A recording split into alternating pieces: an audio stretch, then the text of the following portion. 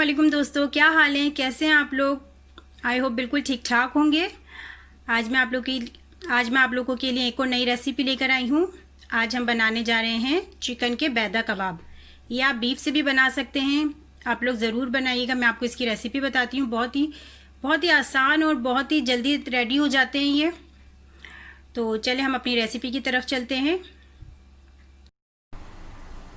हमें चाहिए आधा किलो चिकन। ये हड्डी वाली है, आप चाहें तो बोनलेस भी ले सकते हैं। ये तकरीबन 1.5 पाव के करीब हो जाएगी जब हम इसकी बॉईल करने के बाद बोन्स अलग कर देंगे।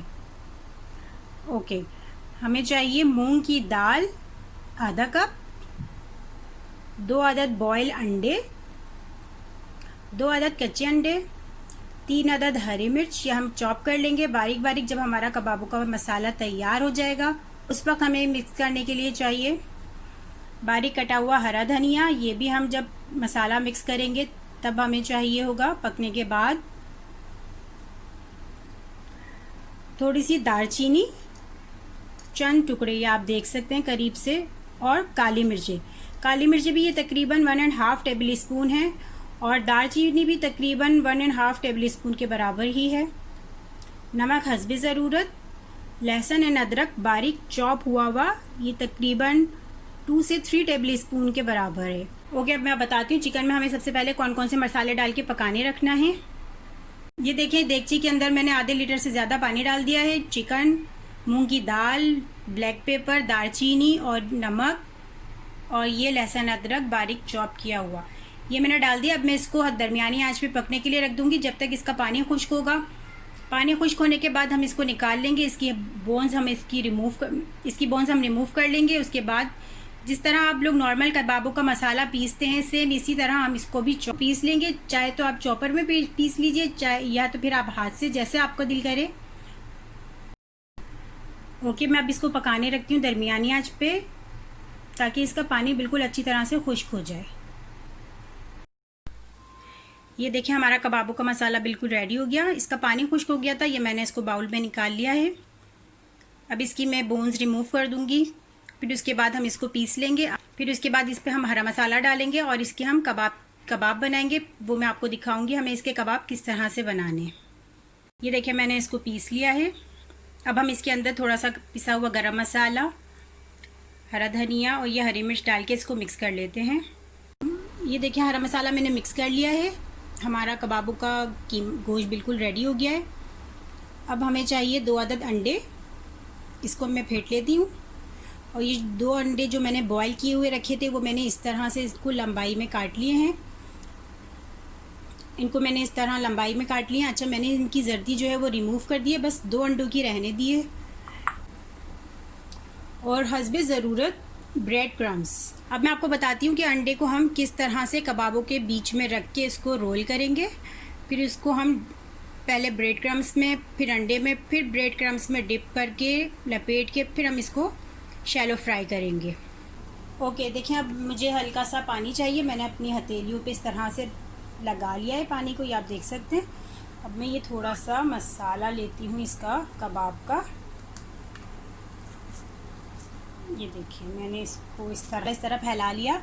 अब ये मैं अंडा इसके सेंटर में रखूँगी और इसको इस तरह से कवर कर दूँगी चारों तरफ से। ये आप देख रहे हैं, ये बिल्कुल जिस तरह हमारे अंडे लंबाई में कटे हुए हैं सेम इसका शेप भी इसी तरह से आएगा।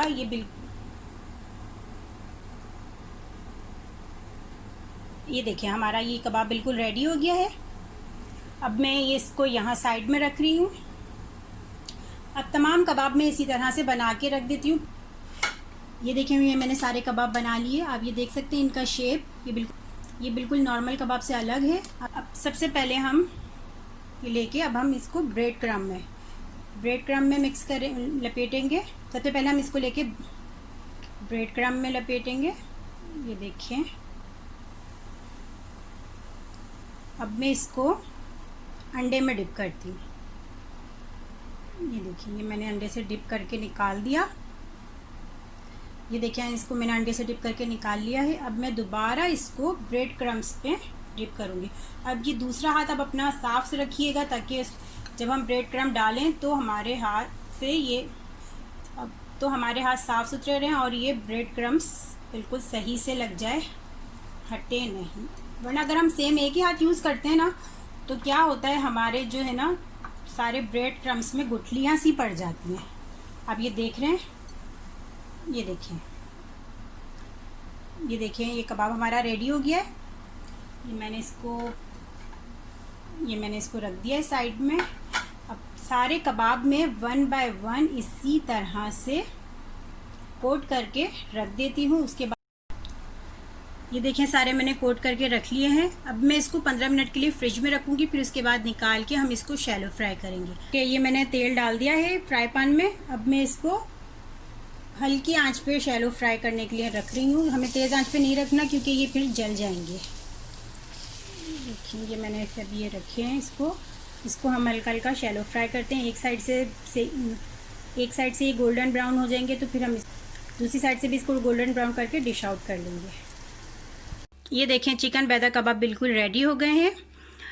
आप इसको बीफ से भी बना सकते हैं। आप इसको बीफ से बना के भी ट्राई कीजिएगा, आपको उसका टेस्ट भी बहुत ही मज़ेदार लगेगा इंशाल्लाह। और आप इन्हें बना के डीप भी कर सकते हैं। और बच्चों को भी कबाब बहुत पसंद होते हैं, तो आई होप बच्चों को भी ये बहुत ही पसंद आएंगे। आप इन कबाबों का बर्गर भी बना के आप बच्चों को दे सकते हैं। आई होप आपको आज की ये रेसिपी पसंद आई होगी। इंशाल्लाह फिर मिलते हैं कुछ अच्छी और नई रेसिपीज़ के साथ। तब तक के लिए मुझे इजाज़त दीजिए। अपना बहुत ख्याल रखिएगा, बहुत सारी दुआओं के साथ, बहुत सारे प्यार के साथ। ओके जी, अल्लाह हाफिज़।